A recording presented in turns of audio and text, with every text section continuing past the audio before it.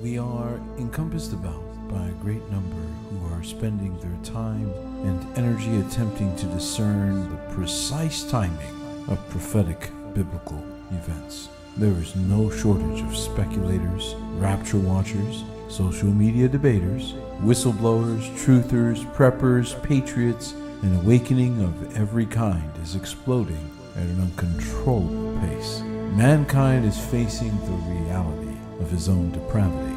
The concentration of power has demonstrated to be a colossal failure, as thousands of years of governmental history continue to prove. Man is hopelessly corrupt, and when given the opportunity to lie, cheat, steal, and even kill to satisfy the sin inclination, man is a prisoner to his impulses. Now the redeemed who have been given the light of the gospel of the kingdom are not so. They have no ambition to rule over men, nor to pursue the deeds of darkness or perversions. In this hour of awakening, the remnant are awakening from their slumber and remembering the way which was declared from Jerusalem and has been declared throughout the nations. The way, as it was originally called, is the culmination of the ancient prophecies of the coming of Messiah, fulfilled in the life, ministry, death, and resurrection of Yahushua of Nazareth. There remain the prophecies of Messiah ben David, which have yet to be fulfilled in the way we understand them. So we continue to watch for Yahushua HaMashiach, who comes to rule and reign as described in Matthew chapter 25. The obstacles of the true spiritual liberty that Messiah ministered to all who would worship Yahuwah Elohim in spirit and truth are the religious and the spirits of control which govern their thinking. We see in every generation and within every movement of Yahuwah by his spirit in each age an opposition that appears to be pious and even more righteous than all. The religious spirit, which many have now embraced, has manifested in the Messianic movement to provide another ditch for those escaping the false traditions of pagan religious practices. These seducers lie in wait to deceive the naive who are simply seeking the kingdom of Yahuwah and his righteousness, and instead being laden with the traditions of men Messiah rebuked. Let us be wise concerning these things, and let us examine what is wisdom to be received and what is folly. Shall we expend energy without wisdom? Shall we not take the time to review exactly how Messiah will judge the matters of life and death? So let us not be encumbered by every weight and cunning arguments of men, but instead let us examine with humble hearts the words of our beloved Messiah. Let us listen with sober hearts to hear his voice, because the King is coming.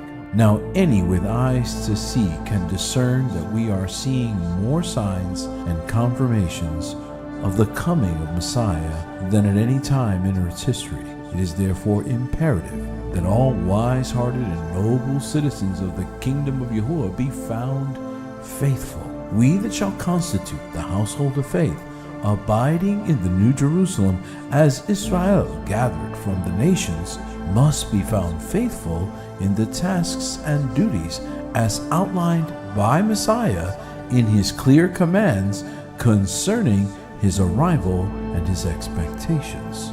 As we examine the clear and unmistakable expectations of Messiah, we see 7 points of focus that many may miss in pursuit of their own desires or religious activity.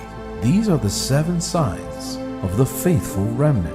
There are 7 clear expectations of Messiah, which are recorded in the book of Matthew chapter 25, outlined without ambiguity.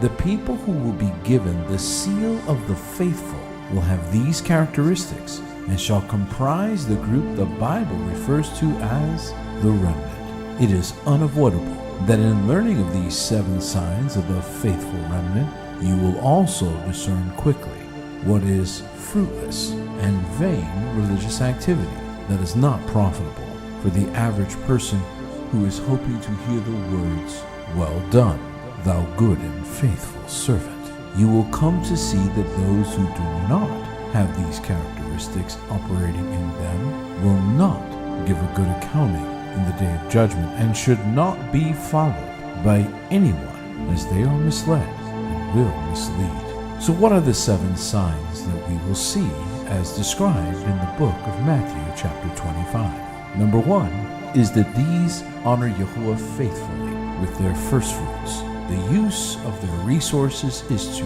further the kingdom and minister the gospel.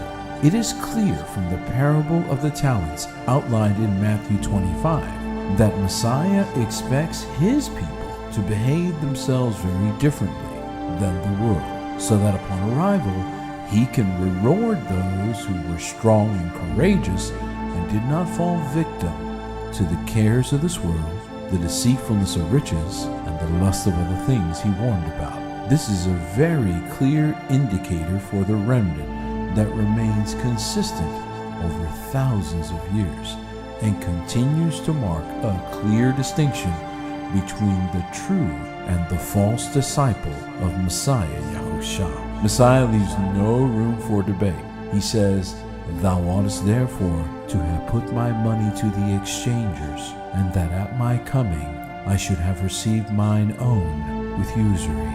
The remnant are they who are rewarded with rewards others were foolish and would not receive. Take therefore the talent from him, and give it unto him which hath 10 talents, Messiah said. There are no hesitations in the heart of the remnant because of the generosity of their hearts. They are destined to great abundance in the kingdom. For unto every one that hath shall be given, and he shall have abundance. But from him that hath not shall be taken away even that which he hath. This faithful remnant also minister meat to the people of Yahuwah. Let there be no confusion that while we are all responsible to share our bread and supplies as we see those in need around us, we are even more responsible to minister the gospel of the kingdom. The remnant will be found hospitable to the poor, but even more so they shall be found ensuring the people have meat to eat in the household of faith, as described in the book of Malachi, that there may be meat in mine house. And prove me now herewith, saith Yahuwah of hosts. Through the support of the preaching and teaching of the scriptures, the remnant work together in making sure the people are receiving meat in due season. For I was hungered, and you gave me meat, Messiah said. The remnant are also faithfully refreshing, supporting, and strengthening the brethren. The rare people called the remnant who have the first 2 characteristics already described will also be found refreshing, supporting, and strengthening the beloved.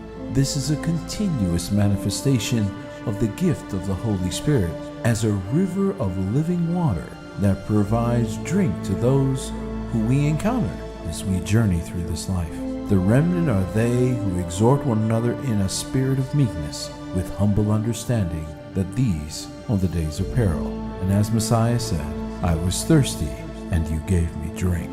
Another characteristic is that this group will reach out and welcome new believers in Messiah. The people who are given great reward at the coming of the King are careful concerning strangers to ensure we are always welcoming to new people who are sincere in their walk with Messiah. While it is wise to be aware of those who would infiltrate to deceive, the remnant are courageous and enter into relationships as they are led of the Ruach HaKodesh. The King will ask us all if we made accommodations for those who felt alone and homeless in our world. For those who had no family, the remnant become that family and keep the King's word and his heart. For he said, I was a stranger and you took me in. This group also walks patiently with one another as we all grow together. Each member of the remnant, who are highly commended by the King upon arrival, had to themselves become naked and vulnerable and honest in order to receive the full measure of atonement. Seeing the naked and uncovered, the remnant are found faithful before the King to help clothe and cover the nakedness of our humiliation, guilt, and shame. After all, Messiah himself said, I was naked, and you clothed me. Messiah praises the faithful who go to them who are sick with the word of cure. This sign remains unto the end as a witness of the faithful remnant who keep the commandments of Messiah to love our neighbor as ourselves and minister healing in Messiah's holy name, not forsaking one another unto the coming of Messiah. The remnant are they who will tirelessly minister healing and encouragement in Messiah to those who are sick and diseased. For they remember he said, I was sick, and he visited me.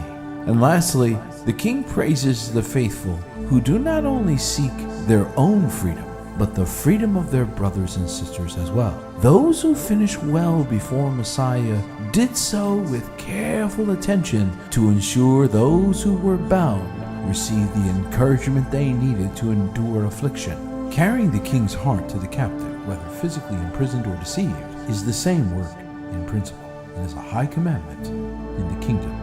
Never forgetting the gift of salvation, the remnant remain faithful to minister to them who are bound, for they remember that the king said, I was in prison, and ye came unto me. The remnant finished well before him. As you can see, those commended by the king upon arrival did not receive this commendation and great reward without bearing the fruit we have reviewed. It was not an accident. This kind of love that is expressed by those who receive the king's direct commendation is intentional. This love is not arbitrary or sensual, but comes from a profound depth that cannot be measured except by Messiah himself.